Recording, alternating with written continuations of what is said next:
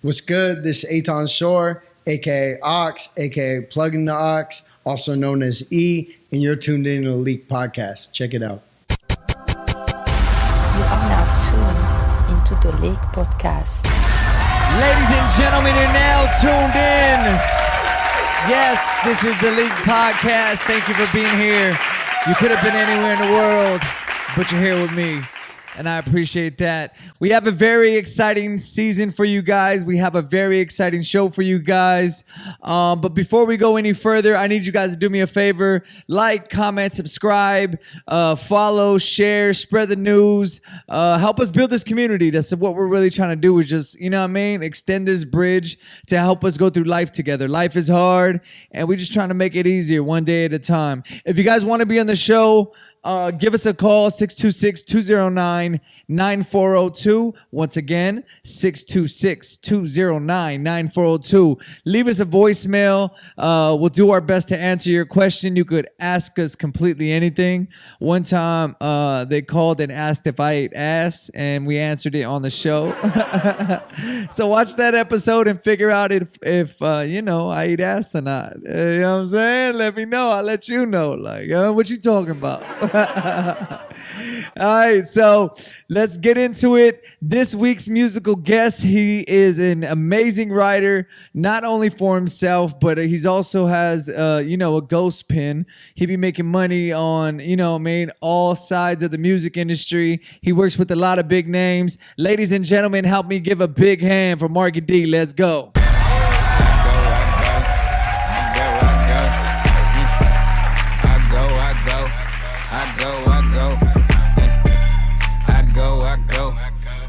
I go. I'm trying to make billions, have my face on the building. Leave me alone, I'm just minding my business. Tell a nigga and a bitch, shut up while you throwing Hawaiian rolls in the egg and my brother with a goofy. I am him. Don't be stupid, fuck around and make a bitch blow bubbles in the jacuzzi. 40 say I'm sick with it quick, said I'm big, been in short, said Turkin ain't none without a dick in her. Very low key, but I'm dangerous. I be with the lawyers, the doctors, and the gangsters. You know me, I stay chillin', I'm born. If it ain't money on the line, ignore it. No per English, not good, she foreign. Siri, what's the time in LA? I'm torn. I don't chase hoes, I need bankrolls. My car 2-6, bitch, they can't go. Never really drink, but I'm turned up. The homie said a pussy fire, wonder why he burnt up. Keep hating, but it's fucking till you hear me. No, these not Vans, my nigga, these are mirror. Doing my dance while I'm standing in the mirror. My gun called Ghost, please keep your distance. All that talking for nothing, I don't listen. You a young old nigga, try to run my business. If you looking, I'm still in my hood like Kenny. When you start to get money, they always miss you. I go. I go. I go. I go. I go. I go. I go. I go. I'm trying to make billions, have my face on the building. Leave me alone, I'm just minding my business. Ladies and gentlemen, that was Marky D. Make sure you stream his music, tap in with him. And yeah, Marky, what up? Marky be like chilling, bro. He like light flexes. He like takes pictures with like Aubrey's dad on the gram and like pictures with E40 and shit like that. Marky, I love you, bro. I'm excited for what you got going. All right. Without further ado, let's get into this episode. Let's see. Today's guest is an artist manager who represents a number of artists across hip hop, pop, and Latin music genres. He originally is from Mercer Island. I had to look it up. I'm like, oh shit. I thought it was like some like exotic place, but it's like in the middle of like Washington. And after attending University of Oregon, he took his talents to Los Angeles. He interned for a bunch of labels, doing everything from A&R work, marketing, and managing. He's worked with big names like NBA Youngboy, Don Toliver, Kevin Gates, Kehlani, and Mike Posner. It's Posner, right? Posner. Yeah. Mike Posner. And now he has a roster of his own that's aimed to take over the music industry by storm. Ladies and gentlemen, help me give a hand for Aton Shore, a.k.a. Plugging the Ox. Let's go. What's good, y'all? Thank you for having me on today. I appreciate it. Pleasure to be here. Yeah.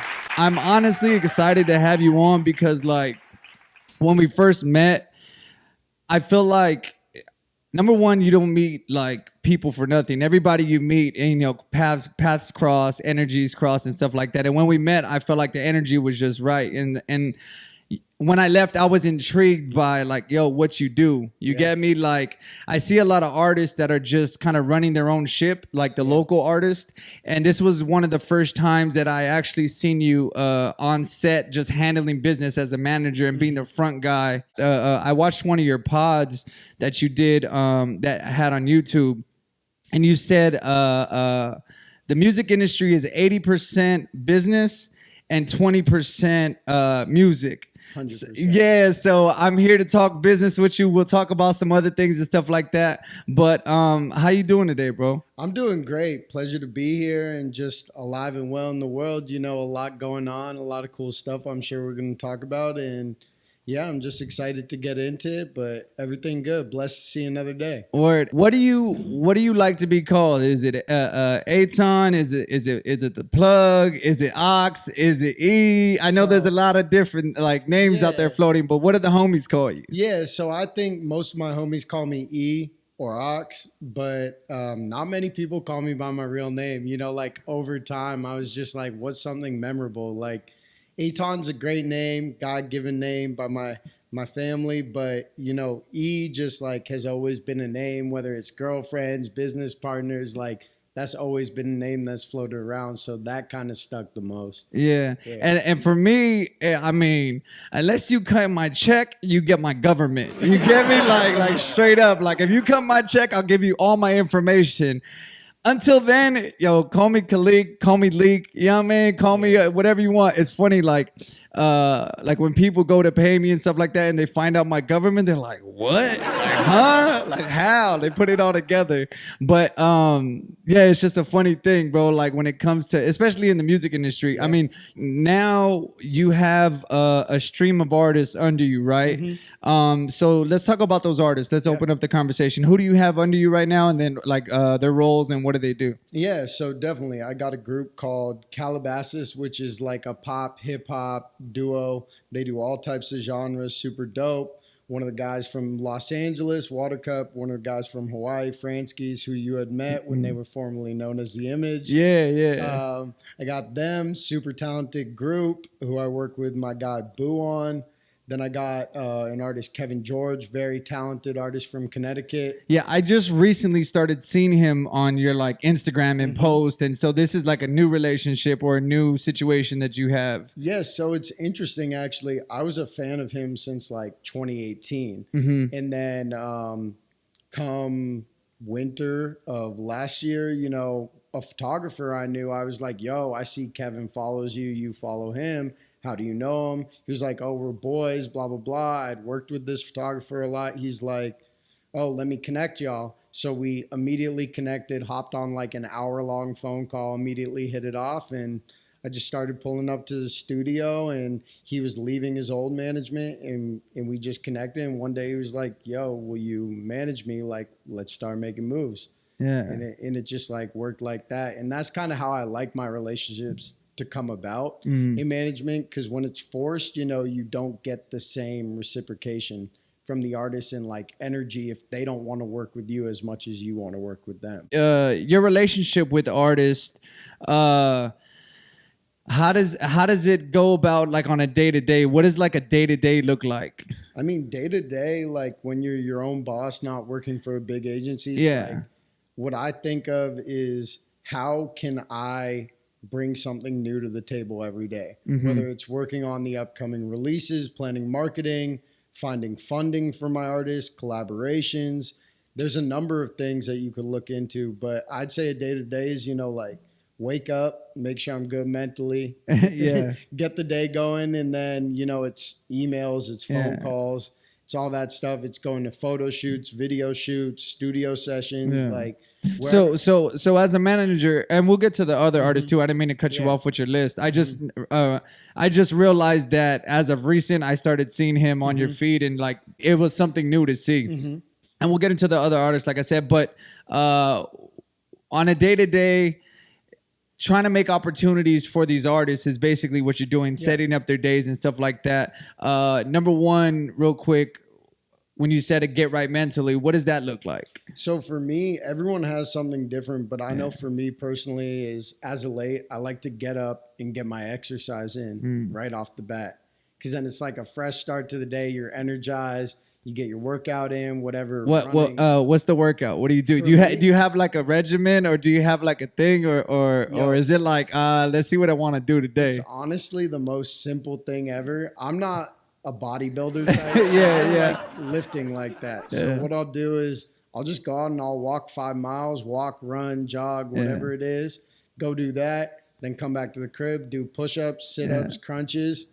That's a workout. Yeah. Honestly, mental health is such a big thing. And when you just spend time releasing like that, like it makes a huge difference, bro. 100%. Yeah. So you get right mentally, you go out, you said there's photo shoots, there's video shoots and all this other stuff.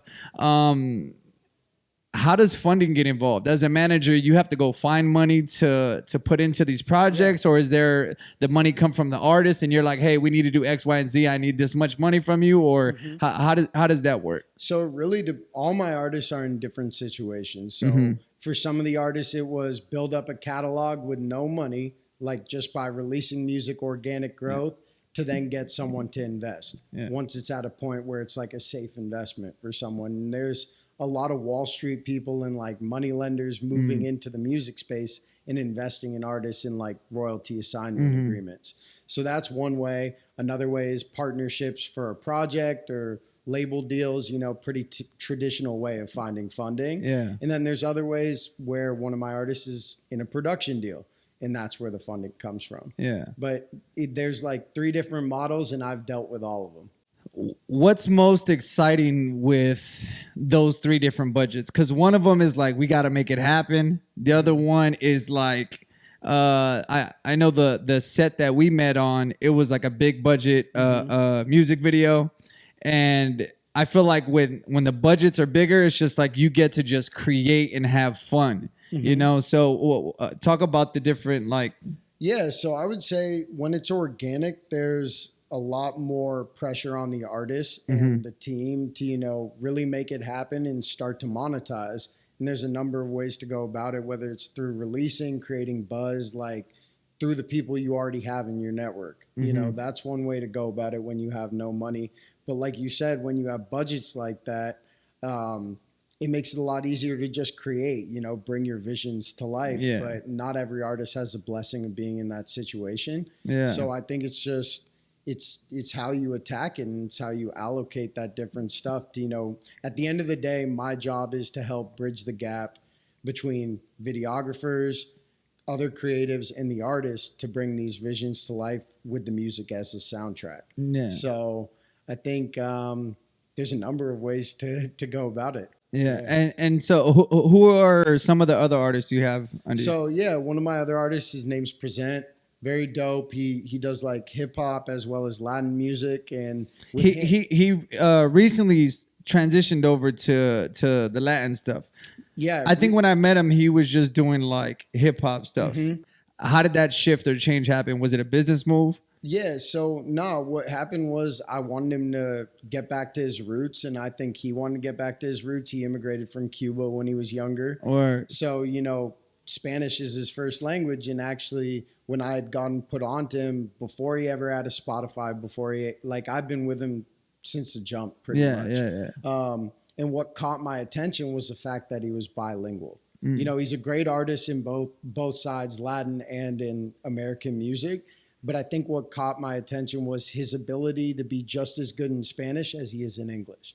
So, that crossover ability is so huge. And as Latin music kept growing, you saw Bad Bunny and Jay Cortez. The market just opened up. But it's tight because it's almost like the evolution of an artist. It's like when you come out, you just want to rap and just do what's popping. But once you do it long enough, you're just like, it just feels better to sit in me. Like it just feels better to sit in that skin. That's tight. So you're able to see the whole transition of the artist find themselves. Yeah, most definitely. And I think that's a big thing where a lot of artists mess up is the lack of authenticity. And I think this brings a new level of authenticity to everything he's doing. Because it's like, that's the roots. That's where he came from, So with the artists that you have right now, are they all under you as a label, or you operate with all them on different, because you said they all have different situations. So you operate with all them differently, or the artists that you have is it like it's all management? All management with them. I'm not a big one to be like, oh, I want to own masters, stuff like that. So it's like strictly management, off commission type stuff. I seen Calabasas's TikTok. They're like, when your manager makes you do TikToks, Have to, you like get on them to do social media. Is that part of the job? I mean, definitely get on them, because at the end of the day, I'm just trying to amplify everything they're doing musically. And I think TikTok is great for some artists and not for others. I was pushing it super hard at first, but I think in reality, no one artist is the same. TikTok may work for one artist, may not work for another. And I can push and be like, this is an easy way of free promotion if you're consistent with it, but not every artist is going to do it. Most artists won't hop on there and do the Renegade or the Adderall dance. And so how much say so do you have in like the music? In the music, I try to stay... As far as like direction and like with social media, because you're pushing like, hey, this is social. Are you having conversations about like, we need to make songs that are for TikTok? There's artists that are doing that and stuff like that. Like, are those conversations happening or? I wouldn't say no, because I want the artist to create the music that they love. Because at the end of the day, I always say to my artists is like, I could come and go as your manager. You could find someone else. We always gonna be cool. But it's like, for them, they have to carry those records for the rest of their life. It's going to be on them, if that's a song that blows them up, and I want them to feel good about the music they're putting out. So I'm more of like speak when spoken to when asking about the musical direction. If they ask for my input, I'll give it, and I'll be honest and I'll be blunt. Oh, I like this song. I don't like this song. But I'm never like forcing their hand. Oh, we got to make a TikTok song. Addison Rae and Charlie D'Amelio can like dance to it. Nah. We need to learn the dance move. Let's teach them. That's crazy. So who else do you have? You have some producers under you as well, right? Yeah, I have 2 producers. One kid who I had actually met through Present. He was producing for Present for a while, and I was just thinking, this kid's super talented. He's super young. I'm watching the growth, and sure enough, he started growing and got to a point where other people were wanting to collab with him and use his loops. And I was saying, let me help you manage this. And it just, again, came together organically. Yeah. Is the lane, is it bigger for the artist? I mean, as far as the main artist, because everybody's basically an artist, but as far as the recording artist, is it bigger for the producer or the manager? Like how things get divided, who eats the most out of everything? I think it depends on the situation. You could have a producer who's got back-to-back, because the thing is an artist can only have one, like a few records on the charts. You could have a producer who gets big enough and could run the entire charts, have every song. So like Murder on the Beats is one of those dudes, right? He's just a front man. Definitely. Or like OZ. But you need that one record. You need that one record to take you out of here. And have you been in studio sessions where you've heard that record ahead of time and then actually see it travel and do numbers? No, I've never been in the studio with it, but the record that I kind of got to watch blow up, there was 2 of them. First one was when I was interning at Atlantic. I remember the first day Roddy Ricch came to the Atlantic building. Word. When he first got signed. Next thing, I saw Die Young get released, and then I just watched that track grow, and I was That's crazy. This is crazy. And I kind of knew from that point, I'm like, this guy's going to be something huge. And sure enough, here we are. Been on the charts, had The Box, one of the longest running number ones. And then another one was Don Toliver, because I remember seeing Don Toliver shine on Jack Boys. And then when I heard After Party, when I got sent Heaven or Hell, when I was doing his marketing, I'm like, yo, this After Party track, crazy. And I actually got to help with the TikTok campaign that blew that song up. So you came in as an A&R, you did marketing. How did that shift happen? Like, were you like, well, let me try this out, or an opening came about and you're like, I think I could do that?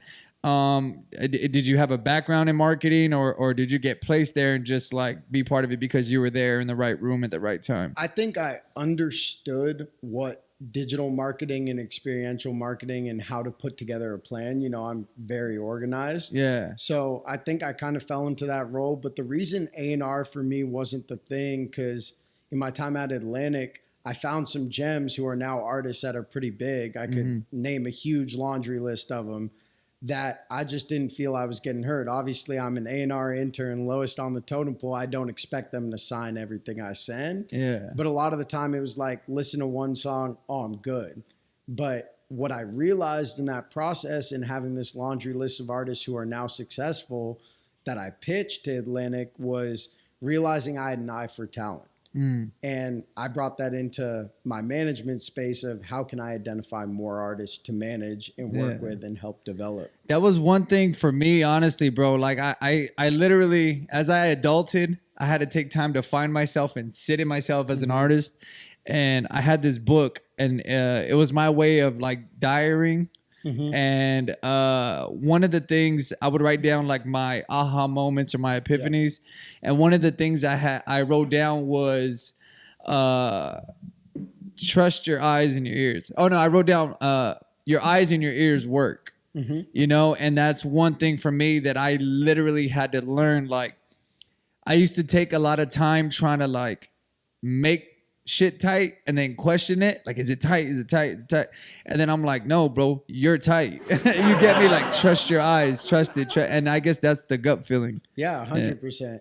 And sometimes you just know, like, there's been a lot of artists I've seen, and I've said to myself, I don't know when it's gonna happen for them, but it's gonna happen. You just know when someone walks in a room, whether they're an established artist or not, you feel a presence of someone who's comfortable in their own skin. They know they make great music. They know they have dope visuals. They know there's a trajectory there to be something bigger than what they are in that moment. If you make good music, you'll be discovered. People will find you. You put it out and people will hear it. Now, with the day and age we live in, it's like there's so much more, which is that 80% of the business.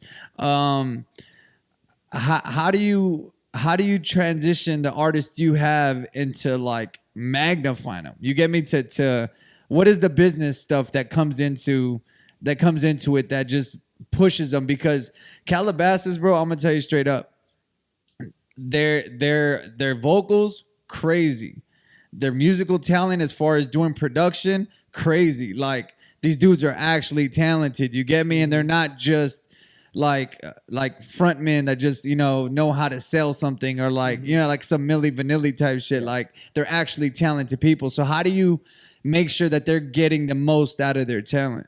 Well, I think that really comes down to knowing your artist. I think where a lot of managers and business professionals or even labels mess up is they don't really know their artists. They don't have those conversations with understanding, what does your artist like outside of the music? How do you build their brand? Because if you look at the biggest artists in the game, pretty much all of them have very strong brands behind them, whether it's The Weeknd with EXO, or Drake with OVO, or Tyler with Golf, you know, Kanye with Yeezy. What makes a superstar is not only great music, but it's the personality, it's the brand, it's things that allow you to monetize just outside streaming and shows. That's what makes a superstar. It's crazy when Travis did the McDonald's thing. It's like he got Sci-Hi just writing his shit, and he's up there like with the whole ghostwriter situation. I feel like when you reach a certain level or you pass a certain peak, there's just too many deals on the table and too many bags going in. You need to bring in people to do stuff like that, because at that point, Travis is just a face. You get me? Like, he's literally like just the machine, the front of the machine that's, you know, there's so many people behind him pushing it. But I mean, I understand why people at that level have writers involved, because it's like, I need to be doing this McDonald's commercial, bro. I need to be selling Big Macs on this big screen. You get me? Like, but being in the studio every day, there's only 24 hours in a day, and time ticks. And when your time is divided, it's like, okay, I think being inside a studio on a major scale, it's real like hands-on teamwork. Yeah. With local artists, I feel like they try to take it all, solo dolo, it's all me. And I think it's like, that's one of the hard that's one of the hard contrasts between local artists and big artists, you know, and with the artists you have right now, where do they fall in that? Is it just them like with no input? How much of the collaboration, you know, is there in the studio sessions? Yeah, I think with Calabasas, they're blessed that they play to each other's strengths. They produce, they write, they mix, they master, they do all of that. Yeah. You know, shout out Franskis and Watercup. Very talented individuals, like you said. But with them, it's really just them. And as of late, we've brought more people in to, you know, start collaborating, because at the end of the day, I can't name a number one record in the last 10 to 20 years that didn't have multiple writers, that didn't have multiple producers. Exactly. Because the best work comes from collaboration. Because something you think's dope, I may think that's whack. Yeah. What did you feel, or how do you feel about Kanye's process and this whole Donda thing? Like him bringing like everybody and their mother to the studio, and then like cutting verses out and just like trying to make the best product. What's your thought on that? I mean, like as far as process is concerned. Yeah, I think the way he did it was super chaotic, and I had the pleasure of working with Boo, who's his manager, obviously. And, you know, it's a chaotic process, but what you come to realize, I mean, in that process is that it fosters great music and innovation when you bring some of the best minds together into one room with the clock ticking, like them talking about Jay-Z turning in his verse like 3 hours before the list. It's all happening in real time. Yeah, There's an energy to it. Somebody said that he was dropping his music like it was like a business model. Like they proven concept, and then they just kind of defined it, as opposed to just like holding the product and then surprising you with it. You get me? They said like the audience kind of got to build that album because they heard it, they changed it, they heard it, they changed it. But there was just so many hands involved. My nephew does music, and he was showing me his project. And he has like his homies that do music with him and stuff like that. And so he's like, oh yeah, the homie did the verse, and like this is everything that we did, and this is done. And I'm like, bro, when you go to make music, like the whole Kanye thing, you should have 8 verses for this 2-verse song. You get me? And then that way you have more choices to figure out what's hot, what's not, get more people involved, because I feel like too many people just like one take it. And it's just like, no, this is art. Like, you can build in layers here. But I think that's why some people one take it, is because art's subjective. Yeah. Because to you, it could be dope. To someone else, it could be whack. Rarely are you going to ever hear someone play a song and every single person in the room is like, I love this. Yeah. Especially if you have a mixed bag of people in the room. You know, if you have all people who generally listen, maybe you'll get the reaction, oh, we love this. But art is subjective, music is subjective. So you're always going to get different responses across the board. And I think to your point with the Kanye stuff, like the live process and watching it all come together in real time, people wondered what Kanye was doing when he was on his phone during the listening parties. Yeah, I did. They said he was talking to Mike Dean. Exactly. He was cussing him out. Yeah, but Mike Dean parted after that, right? I don't know the whole backstory behind that, but I know he was calling Mike about the mixes while the event. Yeah, that shit is crazy, bro.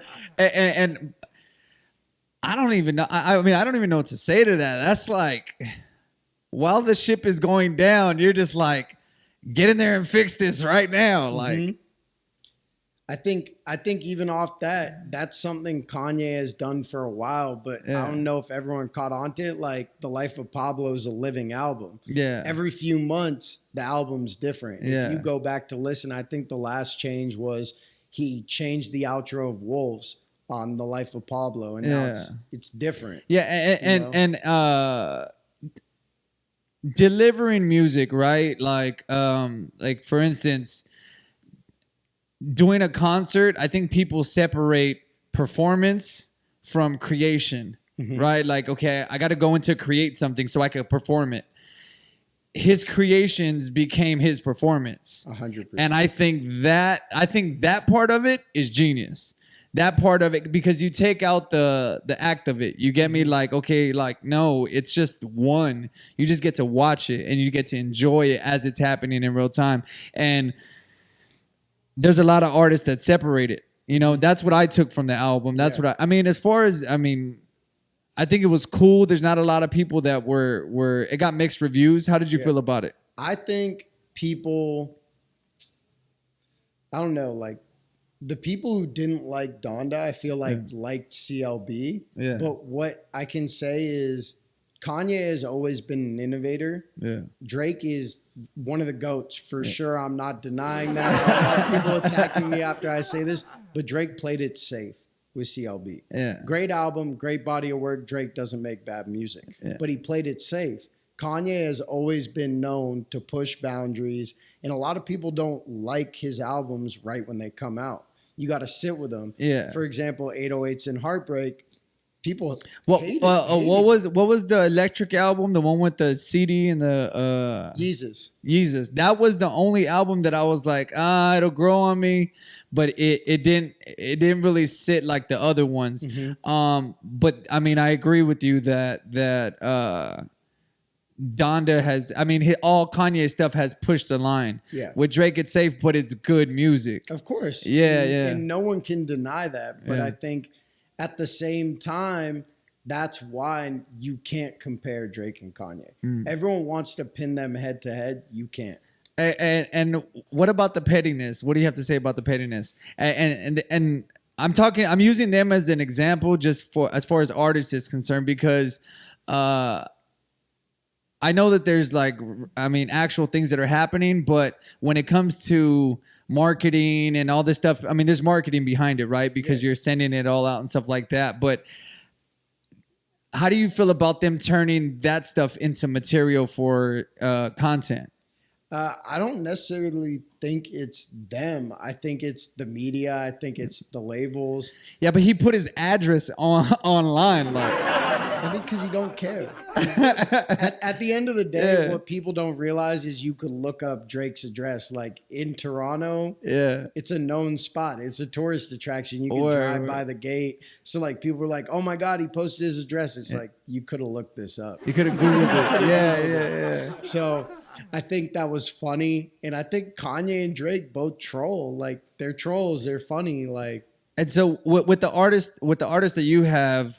As far as marketing and branding and different things like that, with the things that they're going through in their life, do you push that into like social media for them and be like, yo, we need to put that out there? Like, because my thing is like, I've learned how to turn the things I'm going through into content. As a content creator, I'm like, no, put it out there. Let people feel about it. You get me? Whether they hate it, love it, whatever. The fact that aside from the music, you know, you get to build content off of that stuff, or are you strictly like music with your artist? I would love to incorporate more of what's going on in their real life, but you can't force an artist to broadcast their whole life online. You know, they have to be comfortable with the certain pieces. So if they'll let me run with something, of course, I'm going to incorporate it, what's going on for them, all that.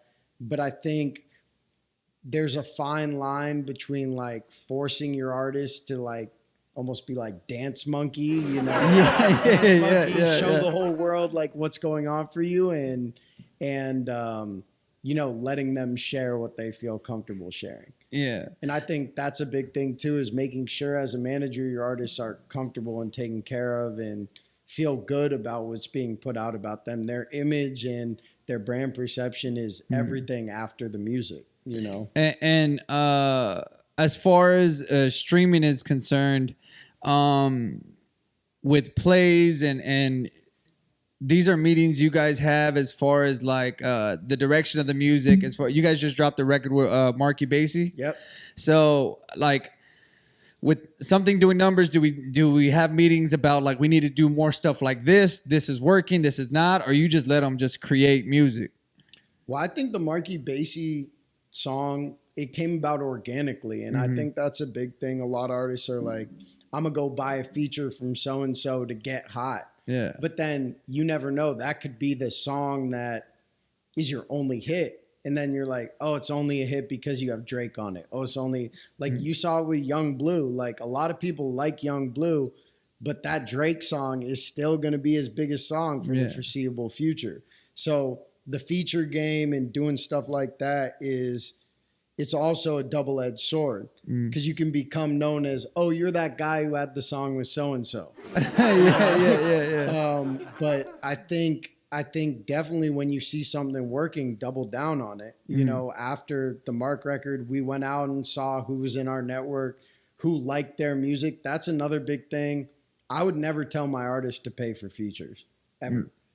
You know, and I wouldn't necessarily say, oh, you got to pay my artist for features. But if we don't like your music and don't support what your brand's doing, we're not going to work with you no matter how talented you are. Yeah. You know, the whole like pay for the feature, do this, do that. I'm just not with it because I think music is really based off your connections and collaboration and genuine collaboration. Like I want to make a song with you because I'm a fan of your music. And that's kind of what happened with Mark. You know, that record came together in an interesting way because that hook had been around for 2+ years and the production was complete. It was just Mark on a guitar, no verses. And the guys got a hold of it when they were working with Mark on some of his stuff. And they were like, can we take this home and see if we can do the verses and redo the production? They redid it. Mark loved it. And it just propelled after that. It came organically. You know, it wasn't like fight, oh, you got to pay Mark and his team X, Y, Z amount of dollars to make it happen. It's organic. They're fans of each other. They like each other. You know, they're friends. And that's how the best collaborations come to be. And with like I said, streaming, Tory Lanez just dropped the NFT with his project and he dropped it for like $1 and made $1 million in like some short amount of time or crazy. Do you know about NFTs at all or no? I know about them. I hear about it. Kevin George, big on NFTs. So I went down the rabbit hole for like 2 weeks on that thing, bro. I think it's dope. It's cool. Like people want ownership, but ownership in the digital space, it's not something I've fully wrapped my head around. So I'm not going to sit here and be like, yeah, I know everything about NFTs. I don't. But I think it's cool, and I think it's another way for people to monetize their art and for people to feel like they own something. So it's dope. Do you think in the future NFTs will change the music industry?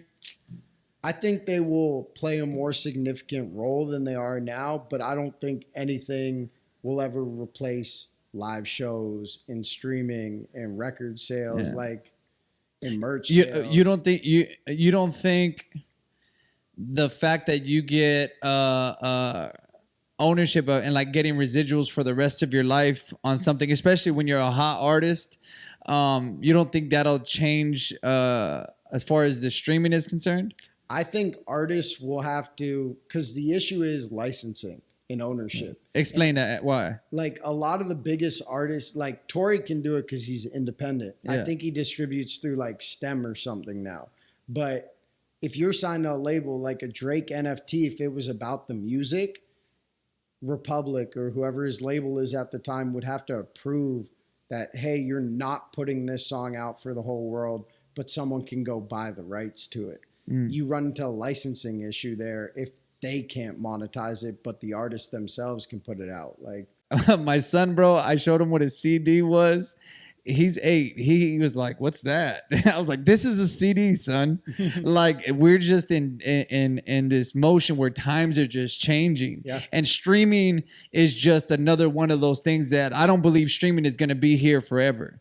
I believe, me personally, just because of the evolution and the way we have moved from vinyl to 8-tracks or whatever it is to CDs and all that other stuff, I feel like streaming platforms is just another pit stop for as far as like listening is concerned. I think, but I also think history repeats itself. Like, remember, I think it was maybe 5-6 years ago, people got hyped on vinyls again and they started coming back and every artist was doing their stuff on vinyl. You know, I don't know if it's just going to be cyclical. Like, it'll be something similar to a CD or similar to an 8-track or iPods and stuff like that. I think NFTs are like the new cassettes for the simple fact that when you buy it, it's yours. Yeah. You get me? Like, shout out Jansport J. He's a producer. He was just on Nas's album. He's from the city over here, bro. And he drops beat tapes all the time. Yeah. And he literally just dropped a cassette, like an actual cassette beat tape. And you're saying history repeats itself. I feel like the NFT is that because it's like when you used to buy something, you used to own it. And they're saying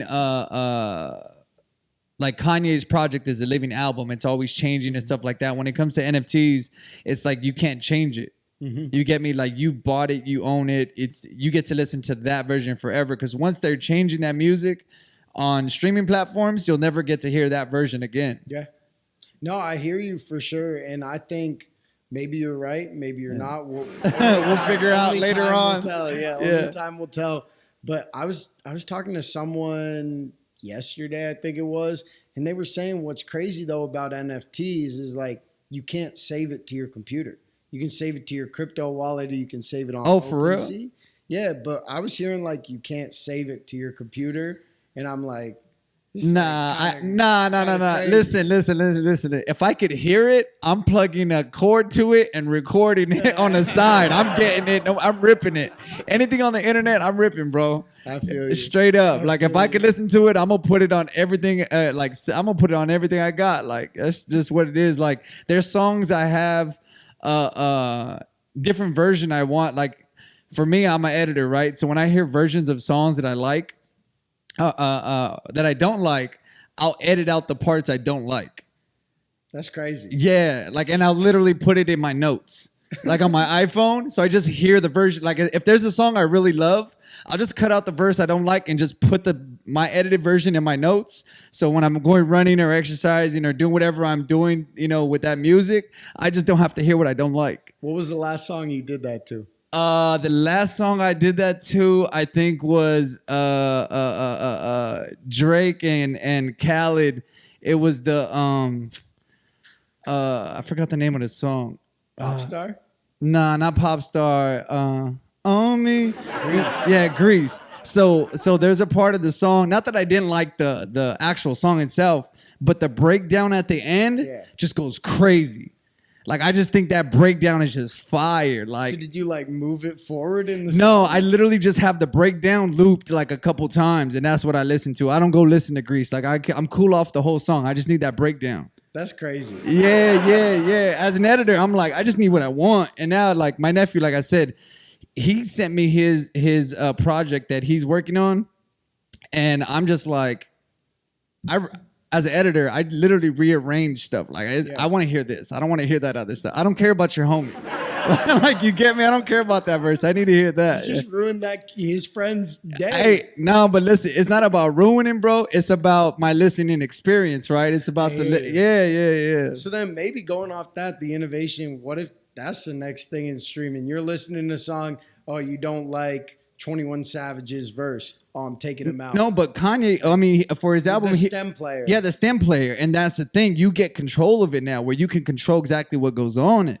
I had heard this idea maybe 2 years ago. Someone was talking to me like having a streaming service where you can drop in like any feature to the song. Yeah. And they were like, how would you do this? Like a pre-recorded bank of like verses for songs. Yeah. And like, I mean, Kanye is already low-key doing it because he's recording 30 verses for it. Imagine that on like Spotify or Apple Music where on your phone you're like, oh, I don't like that version of it. Yeah. I'm going to put Polo G on this song because I think it would sound hard. And I think there's only a few artists that can actually do that. And I say that because there's what is it?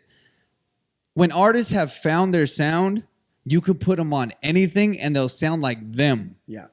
And then there's other artists that they adapt to the beat and they sound different every time. And I'm like, you just ain't found it yet, bro. You just ain't sounded yet. Like, for instance, Nipsey. You could put him on anything and he's going to sound like Nipsey. Roddy's another one.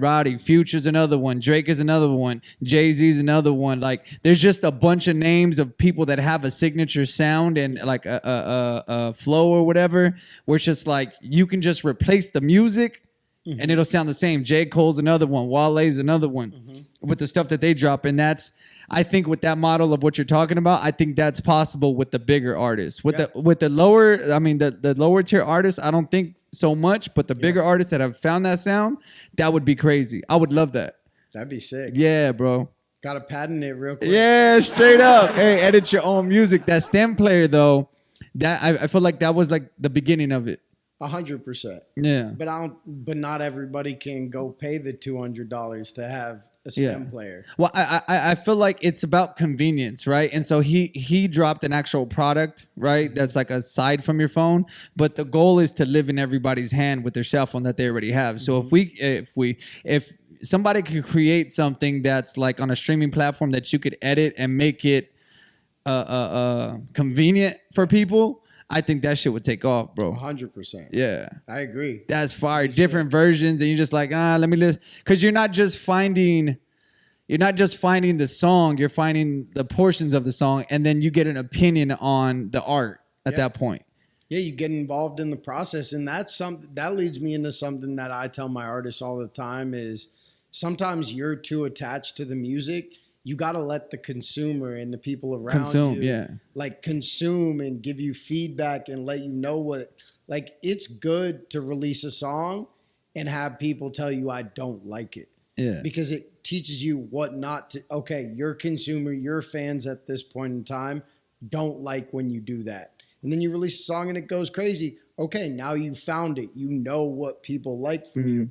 Give them more of that. Yeah, I think with social media, the good thing I like about Instagram is it shows you your demographic or your reach, and so even for the kind of content I put out, like if it's majority male, I'm like, no, okay, I need to release more stuff that appeals to like females. You get me? Audience. Yeah, to grow that audience or the age bracket or where are we hitting? I need to grow this stuff, but I think steering the ship is you got to know where you're going. Yeah. You know, when you don't know where you're going, then it's harder to navigate through all that stuff. But when you're an artist and you know where you're going, you know what you want to do, you know what it's supposed to sound like.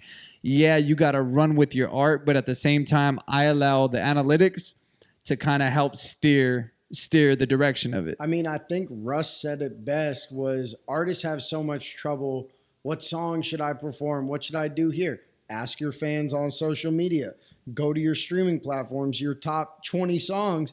That's what you perform at the show. Yeah. Artists are throwing a couple unreleased to test the waters, but I think people overthink this would sound so good live, but it's like your fans want to hear the music that they know, that they're going to sing the lyrics back to you. And I remember going to see Russ at Staples Center in 2018 when he sold it out. And he performed songs that I knew every lyric to. Yeah. He wasn't performing the old cuts that he was like, this for me. It's like you're putting on a show. People paid to see you. They want to hear the music that they know. They're there to be a part. My pet peeve at shows with artists is when they have a 10-minute set and they do 20. You get me? Like, how are your artists when it comes to that? Like, or how do you feel about artists in that space? Like me, I'm the type of dude where if you get a 30-minute slot, I'd rather you cut it to 20 and say less and leave people like, yo, I wish he would have did 30.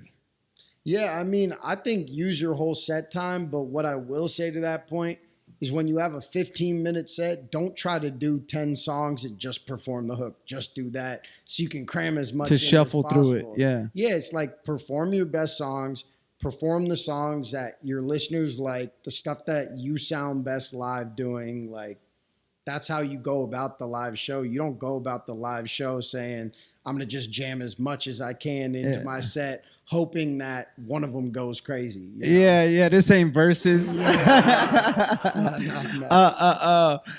What is your view on the artists that you have, and what do you see for your roster in the future? In the future, like as far as live shows or like no, just period, just in general. What do you see for you guys? What do you see for them individually, as a group? Under you. Yeah, I think with all of them, I see there's so much room for exponential growth, and I think well, I mean, I don't mean to cut you off, but they're not all superstars, right? I mean, as far as I say that, because when it comes to like a label, like you look at like Rockefeller or you look at like Young Money, it's like there's the home run hitters, then there's the base hitters, and then there's the people that just keep the label moving and running as far as propelling it. Is everybody on your label, or I mean label, everybody that you're managing, are they all superstars, do you see? Or are they just like, for me, it's not so much about a popularity contest. Yeah. For me, it's about, can I live off of my art? Yeah. Can I do this full time? And I don't care where I fall on the tier. Like, I don't care. Like, I think it's just to be able to be real with yourself and be like Tech Nine is one of those people. Like, he's not a Drake, but he's literally holds his own, and he does. I think I forgot the number that they gave, 7 million on like merch and all this other stuff as an artist, and it's just like he's cool with not being Drake. I think for me, I think all my artists are superstars in that regard. I think some of them have found it already and know where they sit. I think some of them are still looking for it. I think, there's a lot there, but I think my outlook on management is if I wouldn't be at your sold out stadium show when you're the biggest thing in the world in your lane, I don't want to work with you. If I don't I'm not going to sign an artist just because I think I can make a quick bag off him. That's just not how I roll. Other managers move like that, sign 20 artists. They got their superstars. If I'm managing you, I want to be with you from your 50-person show or 5-person show in front of your family and friends all the way to where you're selling out MSG.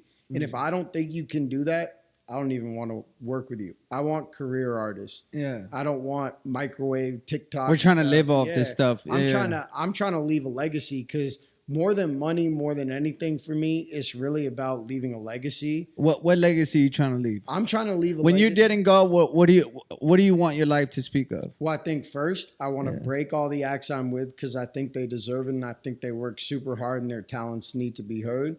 I think next I want to leave a legacy, something along the lines of like a Jimmy Iovine type. Like I want to revolutionize not only in music and the way people consume and the way people view music and go about making music. I want to change the industry in some regard.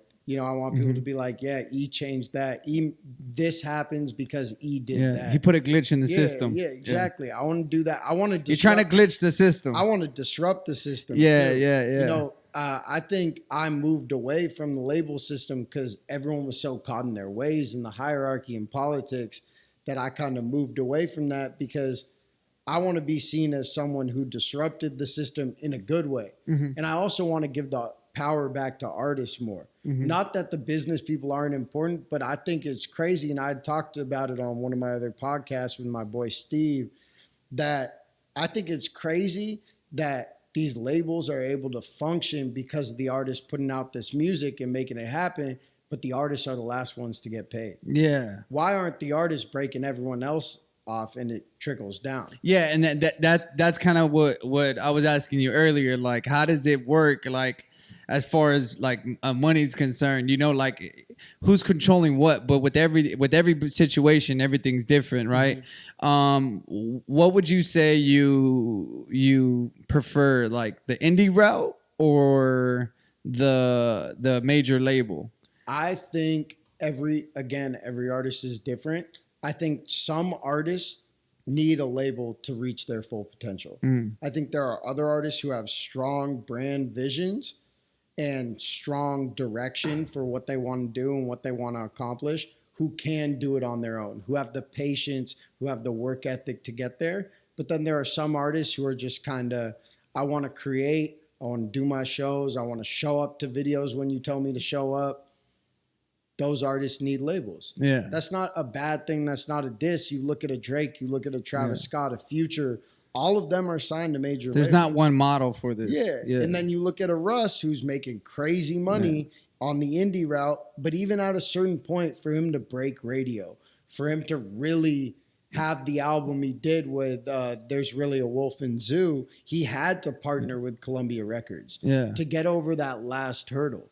But I think every artist, until you need to really break internationally, Like, I think the only time you need a label is to break into areas of the world that are very hard to break if you don't have a label working. And the label brings funding.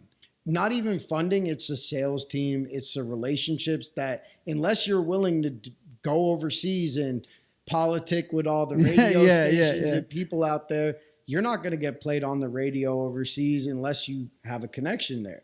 So it's like, that's where a label would come in, their sales team, their radio department, breaking you in those markets that you've never been to. Let's say you're artist A and you drop your song, blows up in America off your TikTok videos or whatever. And then you're trying to work the record. Okay, it's doing well on US radio. It's doing well in Canada. You want to expand that bubble. That's where a label may need to come in and help you, expand the radius of your reach. Because there's already a system in play. Yes, but I also think artists get it messed up. Labels come in to add fuel to the fire. A label cannot start a fire. That's why there's so many failed industry plants. Rarely does it work. Have you met an industry plant? I mean, perfect example of one is like Ian Dior. Yeah. I mean, even on the low, like, I think I would there's many definitions, but I would consider an industry plant anyone who got signed before a hit song, and the hit song came when they were with the label. So an example, 24 Karat Golden, industry plant. It's not a bad thing. It's not a diss to their talents or what they do, but they needed that machine to, they had a little fire. They had great music. They needed someone to like throw the match on. Gas that shit up. Gas it up. Yeah. So, it's not a bad thing. It's not a diss to them or their teams, but it's like some artists need that. Some artists don't. Yeah. Some artists are able to start the fire and get it going crazy. And then the label comes, okay, you're not an industry plant. Yeah. But if you need someone to come in to get you that first hit, then I would consider you going to the, all right, let's get into the next segment. This segment is called Talk to Me Nice. It's brought to you by Earful. Earful is a clothing company in the city of Norwalk. Do me a favor, make sure you follow them on Instagram, Twitter, all that good stuff. Talk to Me Nice is a segment where we allow people to call in, ask some questions, and then we'll get our responses on them and stuff like that. So let's go with our first phone call. Yo, check it. This is K1. Quick question. Do you think making someone take the vaccine against their will is medical rape? Once again, do you think making someone take the vaccine against their will is medical rape? Thank you. All right. Is it medical rape to make someone take the vaccine? How do you feel about that? I mean, I myself am vaccinated. Yeah. Did it for my family. Free will? Yeah. I mean, Nobody put a gun to your head? No one put a gun to my head. Yeah. I think my opinion on it is we all trying to get out of this pandemic. We don't know where. But is there an out? I think it's going to become a new normal. Yeah. I don't think COVID's not going away. It's here to stay. It's going to become like the flu. But I think in the meantime, with people who are exposed, I do think the vaccine, I don't think you should force it on people, but I think strongly, I think the issue with it right now is it's become highly politicized. It's become a political battle, which it shouldn't be. It's like we're looking at statistics, we're looking at health. You got to look at the data. People are looking at it as you're on this side, you're on that side. It's not. Yeah, it's like if you're pro or you're anti. Like it's I think it's more so you got to look at the data, trust the data, trust the facts. I think that's what it comes down to. Do you think that they're medically raping these people from taking their jobs away if they don't get vaccinated? I think I do not, but at the same time, I can see how it's messed up. Yeah. I get it. I completely get it. But I think, let's say you're working in an old age home with people who are able to die from COVID. Maybe me and you won't. Like, I mean, I had it a month and a half ago and I got through it, even though I'm vaccinated, but my symptoms were mild. It was good. Stayed home, quarantined, did all I needed to. But I think to a certain point, it depends on what job you're working. I don't think every job needs to Like the NBA, they're like not letting people play if they're not vaccinated and stuff like that. And the other thing is, I think it was Joe Budden podcast. He's like, they're not forcing anybody. You have a choice whether to go to work or not. So that's the choice. But at the same time, it's like if you're used to getting millions of dollars for doing something, or even just a paycheck for doing something, and then you're forced with the decision that like is go get a shot or don't come to work. I mean, I thought it was interesting that she said medical rape. Like, you get me? Because that's an interesting way of putting it. Yeah, that's a very interesting way of putting it, because when you rape somebody, you're taking something from them that, that they weren't willing to give up. Not that they wouldn't give it up. You get me? Like, because, I mean, it's all about consent, right?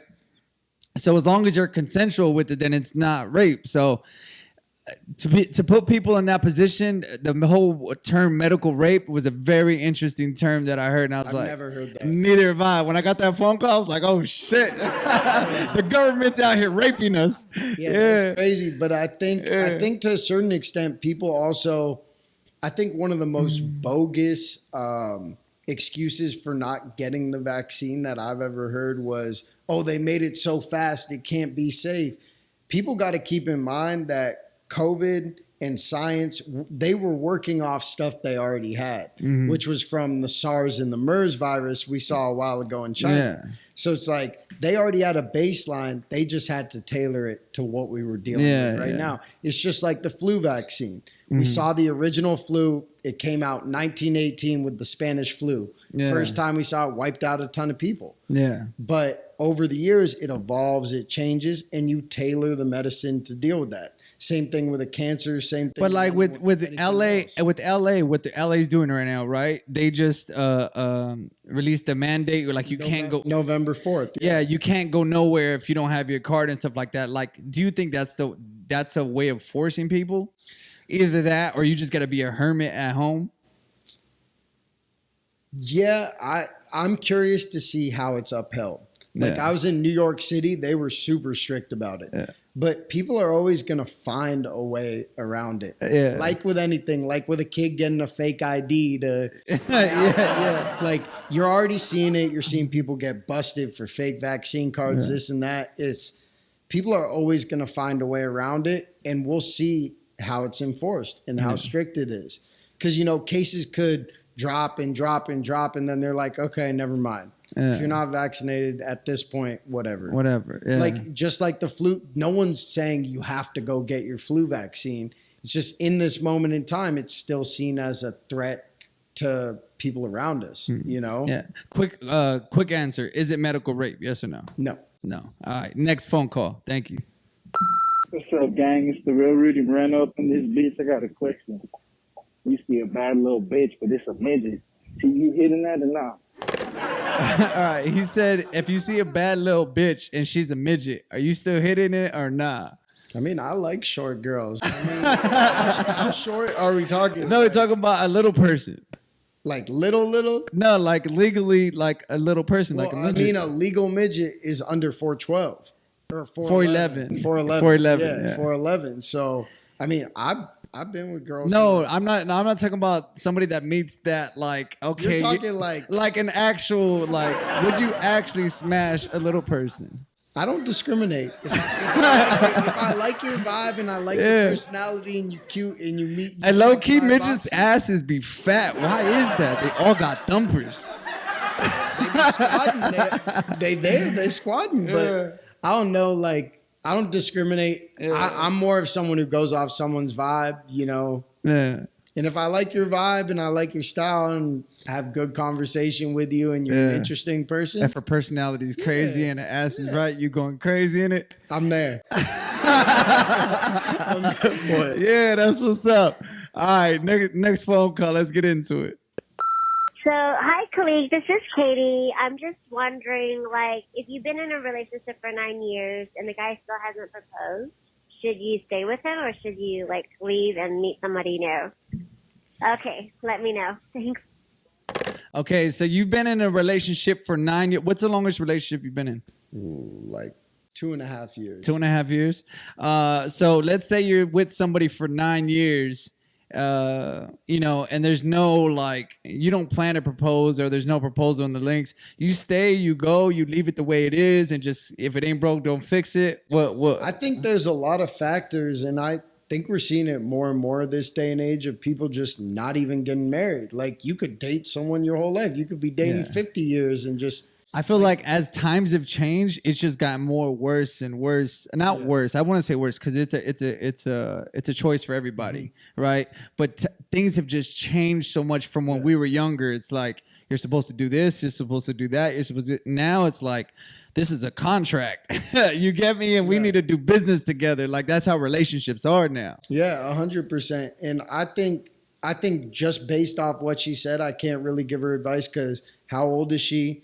When they get together, what's the relationship? Okay, let's just say a female is in a relationship for 9 years. 9 years is a long time. Yeah, but what if you started dating in 8th grade and y'all are like mid-20s now?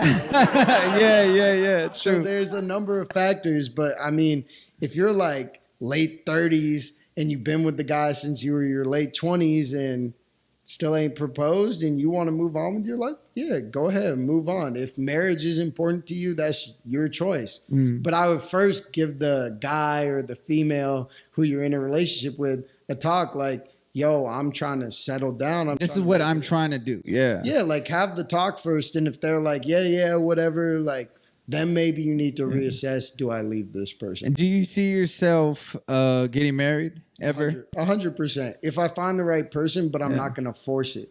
I'm not out here like trying to find find a wife. Like, if a wife comes into my life, it's going to be a happy life.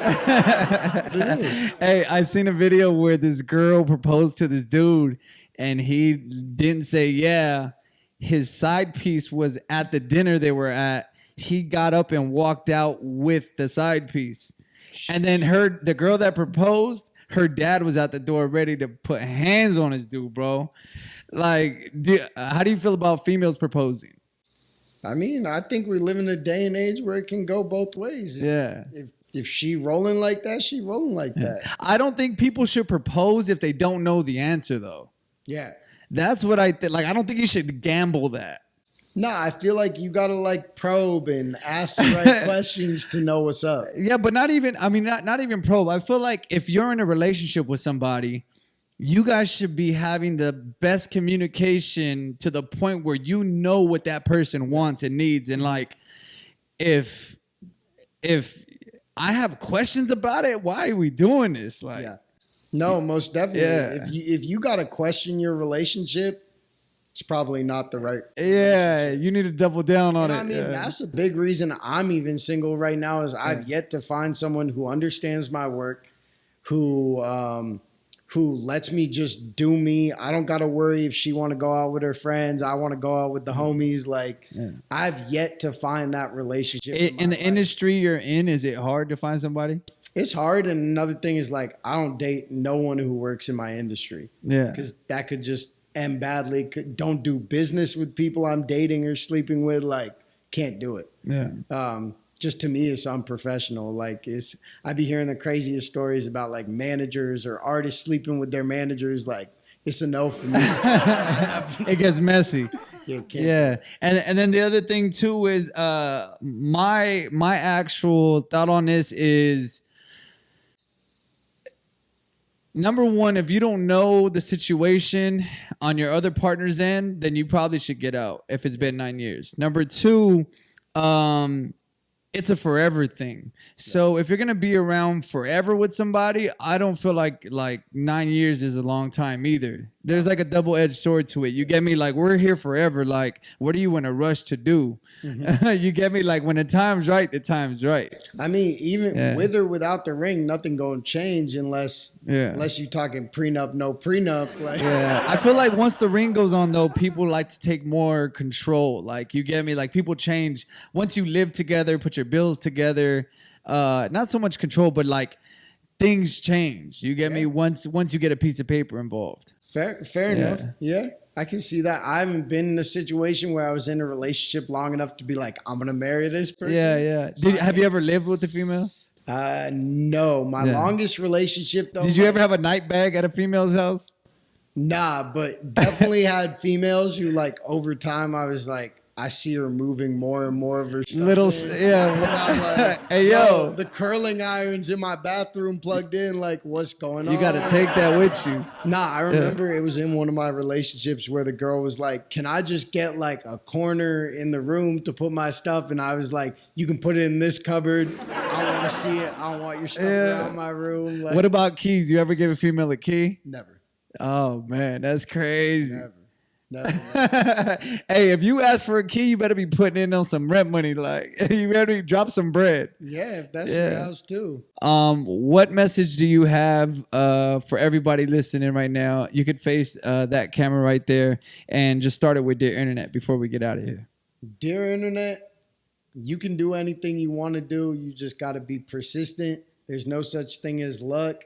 You just got to stay determined and have opportunity and hard work come together. That's how you create your own luck.